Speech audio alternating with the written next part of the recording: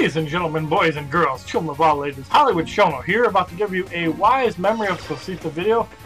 In this video, we show off some of the combat and gameplay from within the game, and as you can see, chopping away at a monster gave you some spirit hairs. We're about to go and cut up one of these other monsters, and you get an aerial combo for killing somebody in midair. And you can also flip away at this rock and get some materials. And once it's down, obviously you can't do that. So gameplay is pretty quick because obviously the characters move around really well. Combat is very fluid, and we're going to use some special moves now. We're going to use a Rising Edge. And if you kill somebody with a special move, as you can see by the bottom right corner, there is a special gauge, and it has up to 10 bars altogether. Some will have more, and some will have less. And you can equip special abilities and use them for whatever, as I'm sure that some will use more than 1 bar.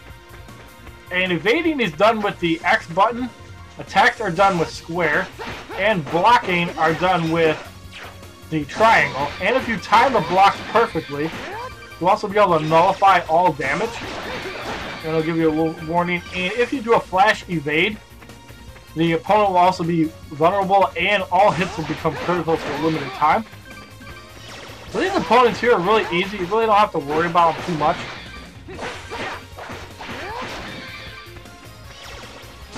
And we're chopping away at him.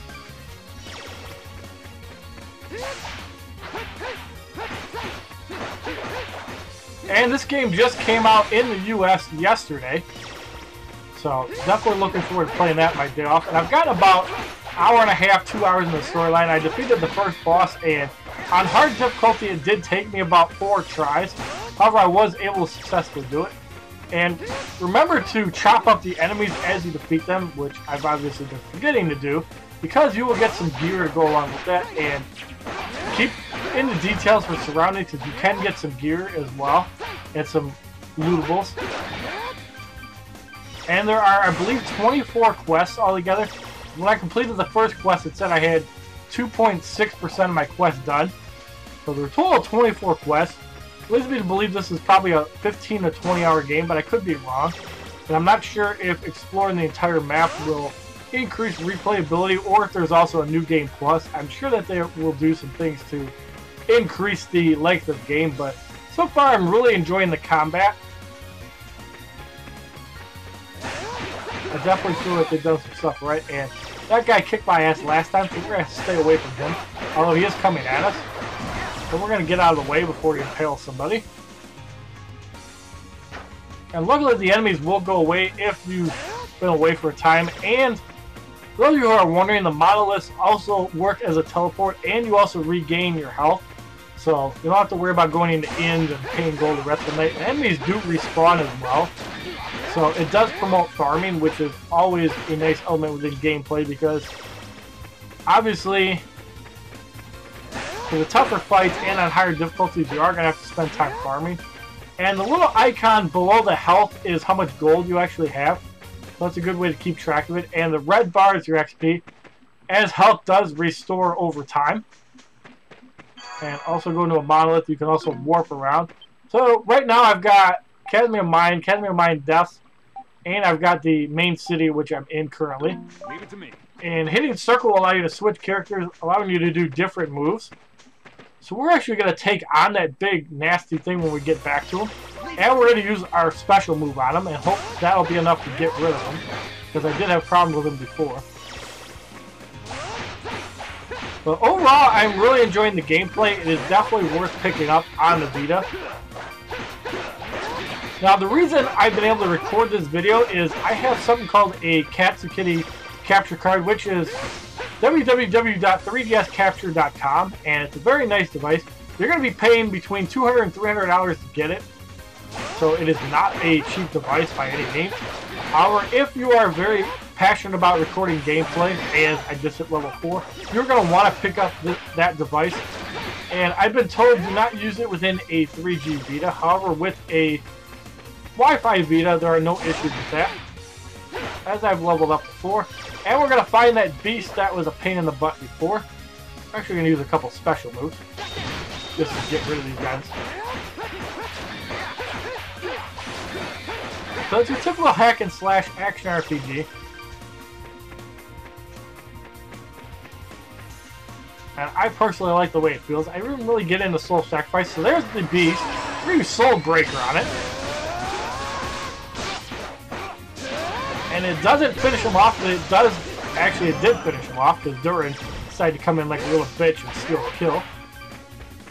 So, for tougher enemies like that, you're going to want to use finishers, and there's nothing wrong with using finishers to defeat trash mobs, because some of them are tougher than others, and when you're playing on the harder difficulties, you want to pick and choose when you use your special moves and get used quite a bit more.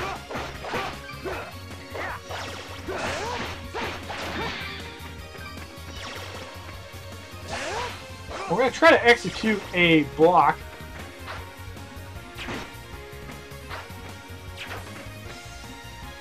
You can see what happens over. These guys are not really doing much. And there's a flash guard. All hits become critical when you use a flash guard. So very good to time your attacks. And we're going to do a flash evasion. If we can get away with it. Come here, bitch. And apparently he died in one shot, so he couldn't even take it. If you tap on the screen, you can also see that Arejo is weak to strikes. So we're going to strike away at him. Excellent kill for using a weakness attack. This kangaroo-like thing died. So we got some more wilted flowers. And we're going to expand into this next area. Ooh, we haven't even traveled that far and I'm already tired. Here's a tip, Adolf. When you feel tired, it's important to stop moving and rest for a while. If you do that, you'll feel better in no time. If you stand still for long enough in outside areas, the party will put away their weapons and health will slowly recover. Which is good if you're getting beat on. Oh, and with the two of us fighting and working together is really important too. So feel free to give me orders if you need to. Change the party AI using the rear touchpad. Pinch out on the rear touchpad. And all party members will focus on evasion or attacking. So we're actually going to give that a try.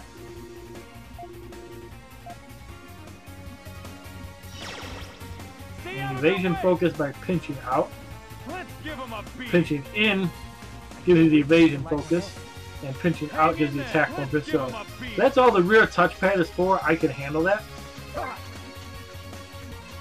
And sometimes it is nice to use defensive tactics. So we're actually going to take a little bit of damage. So we can test out the health recovery. We're going to kill these couple guys here first. We're going to get away, get out of combat. And you can also swipe on the screen. Very nice. As you can see, they put the weapons away. And health does slowly recover. So very good to know if you got somebody that's low. And if your health is in yellow, you're at full health. So if you're fighting that opponents are giving you trouble, back away and heal up. And we got another aerial combo. And we're taking a little bit of damage from this opponent, so we're going to use a Rising Edge. And that's a target that is weak. And we just got a Sonic Slide, which is a new skill there. We're actually going to go and equip it. And you can use touch commands, which are really nice to do all this. And Sonic Slide 213, required SP 10. And I'm not sure, I guess you can level up the skills as well. So it doesn't hurt to use them as well. We're going to go and try this new ability out. As we got the tougher guys here. And that looked like a stun. Oh, I can't tell. And that did knock him down, so Sonic Slide is nice for a stun move, working into combos. So I can definitely find use for that. Really enjoying that Sonic Slide. I could see many, many uses for that. As I'm acquiring some gold, and farming is very important, so now we're down to 68 health. We're going to recharge for a minute here. As health does regenerate fairly slowly, but the fact that you can recharge your health is a blessing. Can't wait to see what lies ahead. And it does charge up faster the longer you're sitting around, which is good when you're starting to get health in the thousands.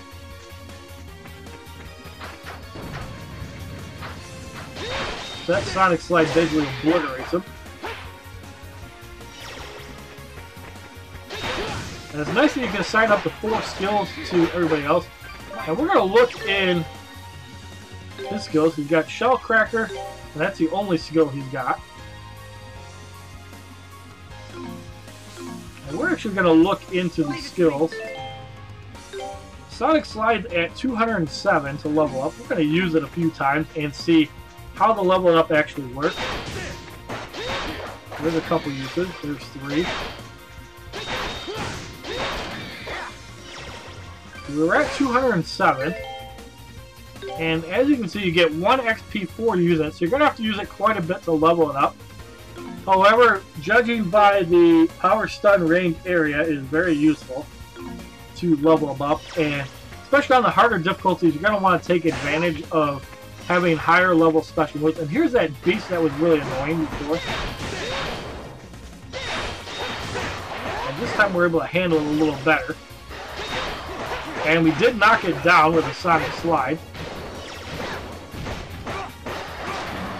And we did knock him out. So we're going to stop this gameplay here. And for those of you who are looking to pick up Memory of Celceta, you will definitely not be disappointed if you like action RPGs. And in my opinion, I think it's better than Slow Sacrifice, which had some weird game mechanics. And if you like this little video showing off some gameplay from this awesome game, please give this video a like rating, comment, subscribe.